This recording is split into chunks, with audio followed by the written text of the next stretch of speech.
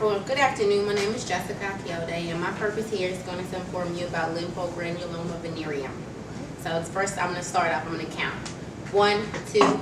Remember your number. 1, 2, 3, 4. 1, 2, 3, 4. 1, 2, 3, 4. All the ones, please raise your hand. All the ones? The ones. Everyone that was a one. It was a lot more than ones. We're paying attention to. You were a 1. I was a 10. I'm a 1. Yeah, you were a 1. I think she was a 1. And you were a 1, and I believe one of y'all a 1. So it's about 4 ones in here. So according to the Center for Disease and Control, everyone that at least 4 people in this classroom would have had or will get an STD, because 1 in 4 people will get an STD, according to them. So we all know about the ones HIV, AIDS, syphilis, herpes, gonorrhea, chlamydia, and I believe even some of you probably know about HPV.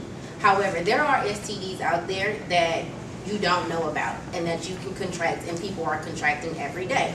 Lymphogranuloma venereum, or LGV, is another one of those STDs. It's basically a inflammation of your lymph nodes right here near your genitalia, or sometimes in your rectum.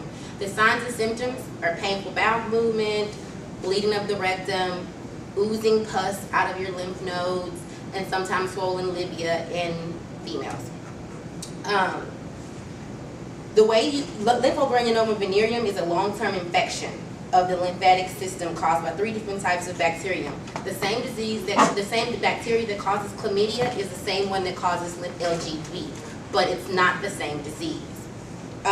It's mainly found in subtropical and tropical areas, Asia, South America, and even North America.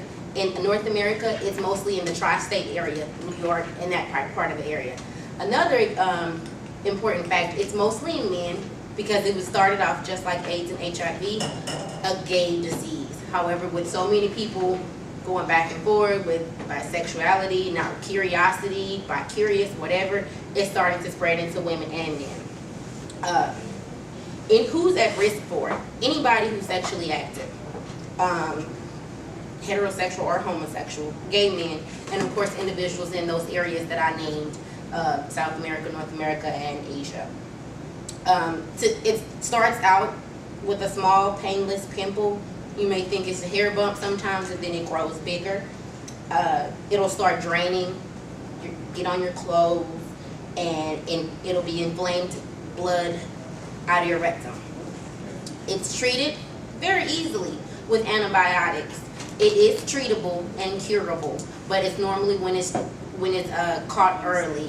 Some things, if it lingers on, the long-term effects could be brain swelling, scarring of the rectum, narrowing of the rectum, which will lead to blockage, which will lead to a whole heap of other problems, and enlargement of the genitalia.